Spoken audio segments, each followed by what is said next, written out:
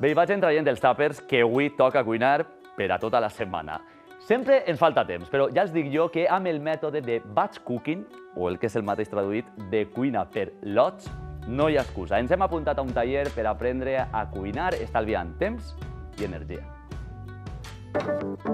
Per a menjar bé n'hi ha dues coses imprescindibles. Una, utilitzar productes de qualitat i dos, organitzar-se. Per això hem vingut a este taller per aprendre a com cuinar a través del mètode batch cooking, que ara ens l'explicarà Cristina, però que consisteix a optimitzar el temps y recursos. Efectivamente, sí. El término batch cooking significa literalmente cocinar por lotes, o sea que al final se trata de hacer una elaboración en el fin de semana cuando tengamos tiempo, donde hagamos una serie de preelaboraciones y dejárnoslo todo como que solamente haga falta el último paso para hacer cada día a la hora de la comida y de la cena y de esta forma tener una alimentación mucho más saludable y mucho más casera. Perquè si ens organitzem no és tan complicat, ¿no?, menjar bé. Efectivamente, es que es verdad que el ritmo es muy acelerado y casi ninguno tenemos tiempo muchas veces de preparar pues estos guisos que realmente, además ahora que viene el invierno, que apetece calentito, apetece a fuego lento, pero claro, nuestro cuerpo los necesita y además favorece un consumo mucho más responsable y mucho más respetuoso con el medio. Entonces, claro, ¿cómo lo hacemos? ¿Cómo encajamos estas dos cosas? Pues el batch cooking es una herramienta muy útil para esto.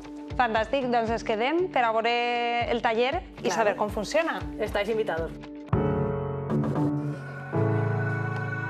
Vamos a hacer 10 platos y nos costaría al mismo tiempo que coger un precocinado y calentarlo. Aquí tenemos verduras asadas, ¿vale? 2 boniatos, una coliflor, una calabaza, un ajo con lombarda y manzana. Y luego 2 patatas. Esa sería la parte de horno.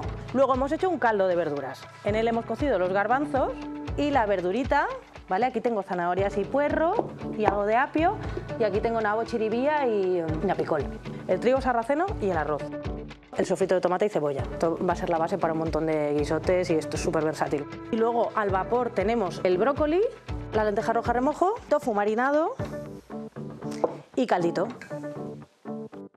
Cuinant així també podem estalviar molt a casa.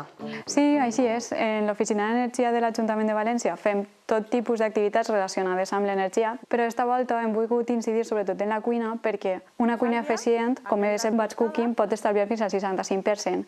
Però també tenim un altre tema que és el transport dels aliments i aquells aliments que són locals tenen un estalvi energètic molt gran. Una manera d'utilitzar la cuina saludable i a més estalviar energia. Efectivament. Garbanzo, sofrito, cúrcuma. Cortamos esa calabaza en trocitos, ¿vale? Un poquito de comino, que siempre hace más digestivo el garbanzo, caldito de verduras. Ah, y un poquito de nabo, habíamos dicho también. Yo creo que eso ya está. Cristina, veig que n'hi ha moltíssimes possibilitats, ¿no?, en estos pocs ingredients.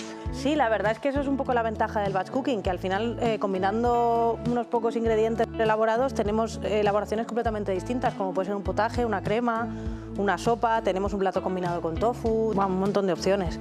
Menjar molt variat i en el que també a nivell nutritiu intentes fer una bona barreja, ¿no? Claro, claro. Sí, encima como todo es kilómetro cero, pues encima tenemos todas las ventajas nutricionales que nos da el ingrediente de temporada. La patata, la coliflor y el ajo al horno. Ya está todo peladito. Aquí vamos a añadir caldo, también podríamos añadir leche de almendras. Trituramos, súper sencilla. Uno por aquí. Saltear un poquillo. Ja heu vist que és molt més fàcil del que pareix. I si vos organitzeu, podeu aprofitar el diumenge de vesprada per a preparar-vos els menús de tota la setmana.